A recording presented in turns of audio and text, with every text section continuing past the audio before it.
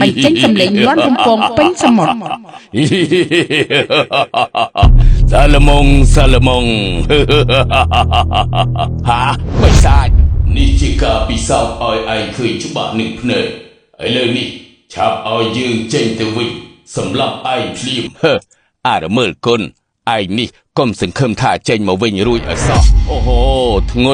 ន់ណាស់សំណាញ់ទី1នេះពិតជាគ្រប់ទឹកហើយអញបើបានត្រីច្រើនមែនអញឈប់បងតែម្ដង តាចាស់គិតក្នុងចិត្តដោយសេចក្តីត្រេកអរ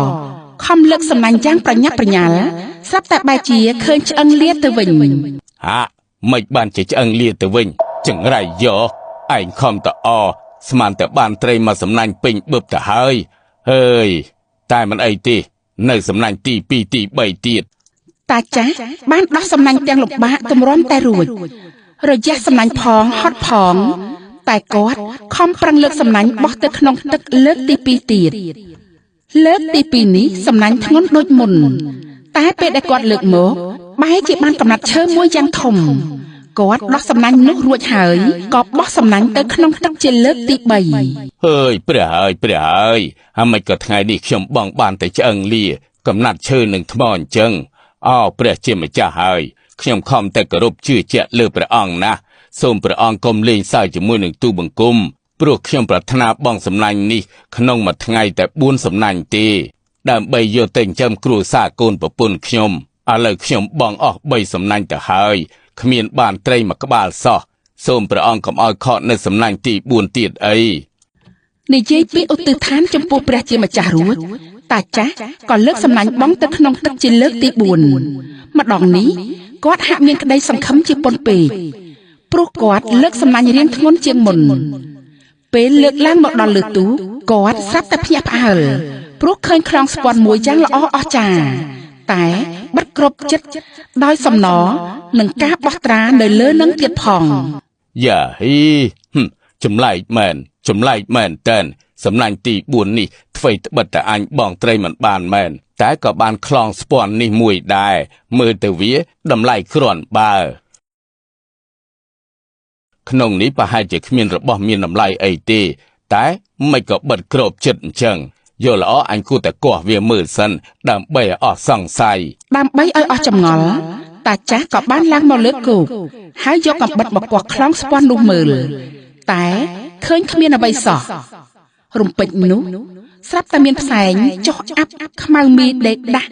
ហោះចេញពីខ្លងស្ពាន់ពីពេញមេឃ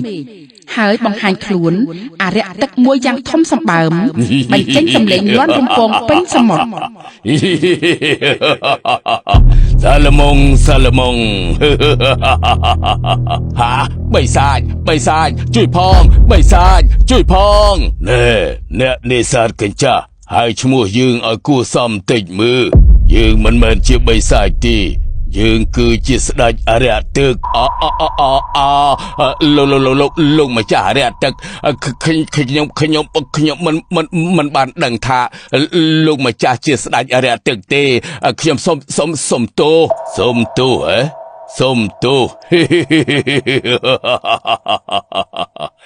ោះជាឯងសុំទោសយើងក៏យើងមិនលើកលែងទោសឲ្យឯងដែរថាមិនចឹងលោកម្ចាស់ខ្ញុំជាអ្នកមានគុណជួយជីវិតលោកម្ចាស់ឲ្យរួចចេញពីសមុទ្រហេតុអីក៏លោកប្រកាន់ទោសចង់យកជីវិតខ្ញុំទៅវិញមែនឯងជាអ្នកជួយជីវិតយើងមែនយើងក៏ធ្លាប់ដឹងពីគុណស្រីនេះដែរតែយើងធ្លាប់បានសច្ចាទៅហើយថាបើអ្នកណាមកជួយយើងនៅពេលនេះយើងនឹងប្រហារជីវិតអ្នកនោះហេតុអីទៅធ្វើបែបនេះព្រះជាម្ចាស់នឹងដាក់ទោសលោកណាព្រះជាម្ចាស់ហ៎ឯងកុំរំលឹករឿងនេះឲ្យយើងឮដាច់ខាតដោយសារតែអំណាចព្រះជាម្ចាស់ព្រះអង្គសាឡម៉ុងបានចាប់ប្អូនស្រីយើងយកទៅធ្វើជាព្រះជាយារបស់ព្រះអង្គដោយគ្មានការគោរពយើងអីបន្តិចសោះ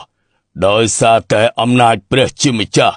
ព្រះអង្គសាឡម៉ុងបានរៀបត្បាតអំណាចរបស់ខ្លួនជិះជាន់ទឹកដីគេគ្រប់ទីកន្លែងសូម្បីតែយើងជាស្ដេចអរិយទឹកក៏ព្រះអង្គមិនញញើតយើងដែរកាលពីប៉ុន្មានរយឆ្នាំមុននេះគេគ្រប់គ្នាតែងតែលន់តួព្រះអង្គ សូមរស់ក្រោមបាតជើងព្រះអង្គសាឡូមុងធ្វើឲ្យព្រះអង្គ